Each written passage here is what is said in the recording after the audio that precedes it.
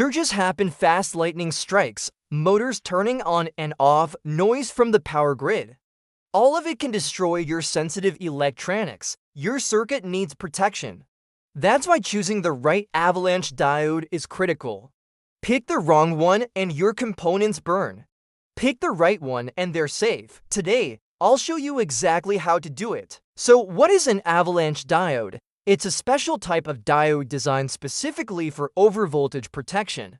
When the reverse voltage across it exceeds its breakdown point, it instantly conducts, absorbing the dangerous energy spike and saving your components.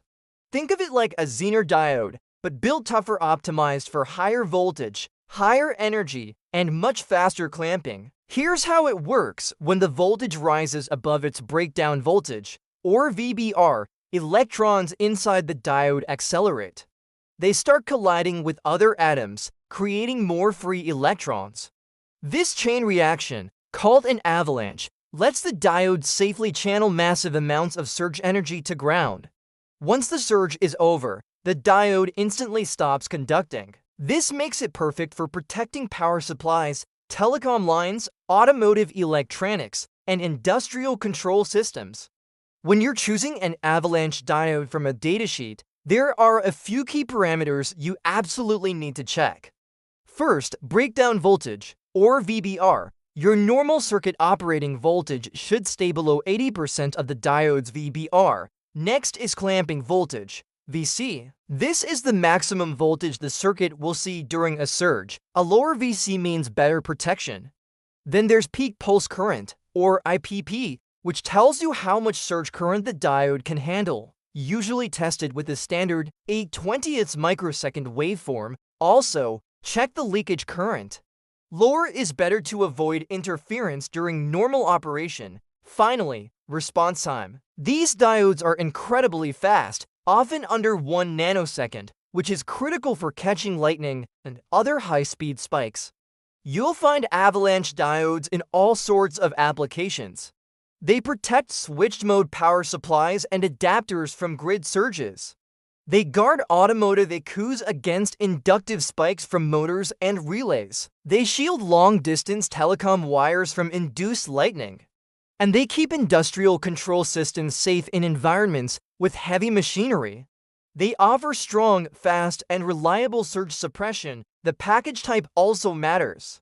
Classic through-hole packages like the DO41 and DO15 are rugged and great for industrial power applications. For modern, compact electronics, surface mount packages like SMA and SMC are ideal. A simple rule is that bigger packages handle heat better, but smaller packages can work just as well if you use large copper areas on your PCB for cooling.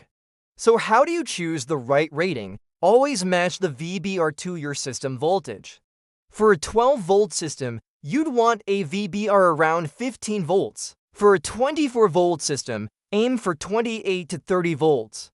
For a 48-volt system, look for 56 volts or higher. Make sure the clamping voltage, VC, is well within the safe operating limits of the device you're protecting. It's always a balance between strong clamping performance and thermal capability. Finally, stick with trusted brands like Vishay, Littelfuse, or Borns. Buy from authorized distributors like Mouser, DigiKey, or Arrow. For production runs, cost-effective and reliable suppliers like China Chip Depot are a great option. Always be wary of counterfeit parts. They will fail when you need them most. Verify your batch codes and always cross-reference the datasheets. Choose the right avalanche diode and your system stays safe, stable, and completely surge-proof. Protect your circuit and choose smart. Thanks for watching.